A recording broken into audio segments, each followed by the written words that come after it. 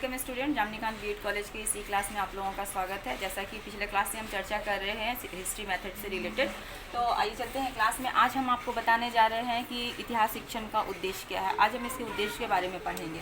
तो यहाँ पर देखिए हम लिखे भी हैं ऑब्जेक्टिव ऑफ हिस्ट्री टीचिंग, यानी इतिहास शिक्षण का उद्देश्य क्या है। तो इतिहास शिक्षण के उद्देश्य को जानने से पहले हम जानते हैं कि उद्देश्य का अर्थ क्या है। तो उद्देश्य का अर्थ होता है ऊपर की ओर दिशा का बोध कराना, सिंपल सा है, यानी कि हमको आगे बढ़ने की दिशा का ज्ञान कराना, ये होता है उद्देश्य। इसका पर्टिकुलर सिर्फ उद्देश्य का जो है वो क्या अर्थ होता है, उद्देश्य हम किसे कहते हैं उसके बारे में पहले जानते हैं। सबसे पहला है यह कि यह सीमित होता है। ये क्या होता है? सीमित होता है, यानी लिमिट होता है। उद्देश्य हमारा बहुत व्यापक नहीं हो सकता, लक्ष्य व्यापक हो सकता है, उद्देश्य हमारा व्यापक नहीं होता। वस्तुनिष्ठ होता है, यानी एक ही चीज़ के कई उद्देश्य हो सकते हैं, ठीक है, यानी वस्तुनिष्ठ होता है।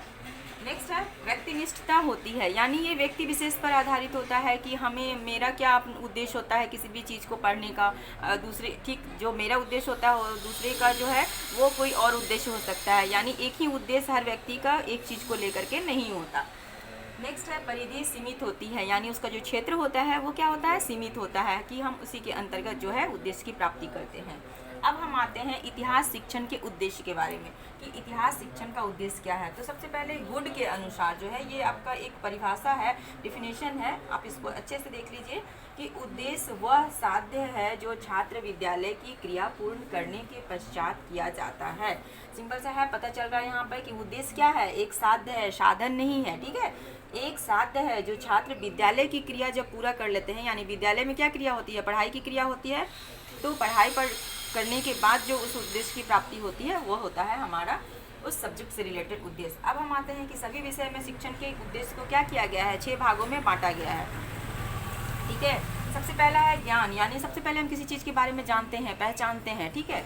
नेक्स्ट है आपका अवबोध, यानी अंडरस्टैंडिंग, यानी उसके बाद में क्या करते हैं? हम तुलना करते हैं, वर्गीकृत करते हैं, इन सब चीज़ों की जब जानकारी लेते हैं तो ये अंडरस्टैंडिंग के अंतर्गत आता है। फिर है आपका प्रयोग, यानी एप्लीकेशन, विश्लेषण, परीक्षण, मूल्यांकन, ये सब क्या होता है? ये हमारा प्रयोग के अंतर्गत आता है। नेक्स्ट है आपका कौशल, स्किल, हमारे अंदर का जो स्किल, हमारे अंदर का जो कौशल है उसको हम अपने कार्यों के माध्यम से दिखाते हैं, यानी हम चार्ट पेपर बनाते हैं, मानचित्र बनाते हैं, समय रेखा बनाते हैं, तो ये सब हमारा स्किल है। तो हम स्किल के बारे में फिर जानते हैं, उसके बारे में भी जानकारी प्राप्त करना ये उद्देश्य होता है। नेक्स्ट है आपका रुचि, यानी इंटरेस्ट, किसी भी विषय के बारे में जब विस्तृत जानकारी प्रदान करना जो होता है ये हमारा इंटरेस्ट पर आधारित है। अगर हमको इंटरेस्ट नहीं होगा तो उसके बारे में हम बहुत ज़्यादा विस्तृत रूप से ज्ञान प्राप्त करना नहीं चाहेंगे। तो इंटरेस्ट का होना बहुत ज़रूरी है और ये उसका उद्देश्य होता है। हम लोग जब आगे लेसन प्लान बनाएंगे तो उसमें जानेंगे कि रुचि पैदा करना, ठीक है, इतिहास शिक्षण का उद्देश्य इतिहास के प्रति रुचि पैदा करना होता है, ये सब बातें। नेक्स्ट है आपका अभिवृत्ति, यानी एटीट्यूड। एटीट्यूड हमारा कैसे होनी चाहिए? हमारा एटीट्यूड सकारात्मक होना चाहिए। इसमें दिखाता है कि सकारात्मक दृष्टिकोण को पैदा करना, यानी हम कोई भी सब्जेक्ट पढ़ते हैं तो उसका उद्देश्य ये होना चाहिए उस सब्जेक्ट से रिलेटेड सकारात्मक दृष्टिकोण स्टूडेंट में विकास करना, ठीक है। तो आज की क्लास में हम लोगों ने जाना कि इतिहास शिक्षण का उद्देश्य क्या होता है। नेक्स्ट क्लास में हम लोग और जानेंगे। आज की क्लास में इतना ही। Thank you.